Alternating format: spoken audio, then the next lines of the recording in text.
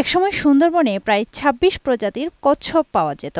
এর মধ্যে বাটাগুর বাস্কার প্রজাতির কচ্ছপ মহাবিপন্ন। ২০০০ সাল থেকে গবেষকরা ধারণা করে আসছে, প্রাকৃতিক পরিবেশে বাটাগুর বাস্কার অস্তিত্ব বিপন্ন হয়ে পড়ে।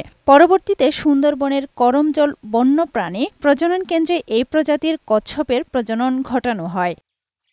২০১৪ সালে ৮টি বাটাগুর বাস্কা তাদের জন্ম দেয়া ৯৪টি বাচ্চাসহ করমজল প্রজনন কেন্দ্রে নিয়ে আসা হয়। ২০১৭ সাল থেকে ডিম দিতে শুরু করে মহাবিপন্ন বাস্কা কচ্ছপগুলো। এ পর্যন্ত করমজল বন্যপ্রাণী প্রজনন কেন্দ্রে ৫২১টি ডিম থেকে ৪৭৫টি বাচ্চা ফোটাতে সক্ষম হয় বাটাগুর কচ্ছপ। এবছরও মহাবিপন্ন এই প্রজাতির একটি কচ্ছপ ৮২টি ডিম থেকে ৬৫টি বাচ্চার জন্ম দিয়েছে। করমজল প্রজনন কেন্দ্রে বাটাগুর কচ্ছপের প্রজনন শুরু হয়েছে এবং প্রজনন হার সফলতার সাথে সম্পাদিত।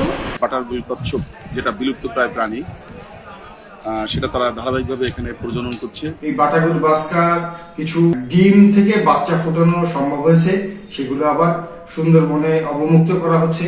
বন বিভাগের দায়িত্বপ্রাপ্ত কর্মকর্তারা বাচ্চাগুলোকে নিবিড়ভাবে লালন পালন ও প্রজননের চেষ্টা করেন। এর মধ্য দিয়ে নতুন করে আবারও প্রকৃতিতে এ প্রজাতির কচ্ছপ পাওয়া যাচ্ছে। ২০১৪ সাল থেকে এই পর্যন্ত মোট ৫২১টা ডিম পড়েছে।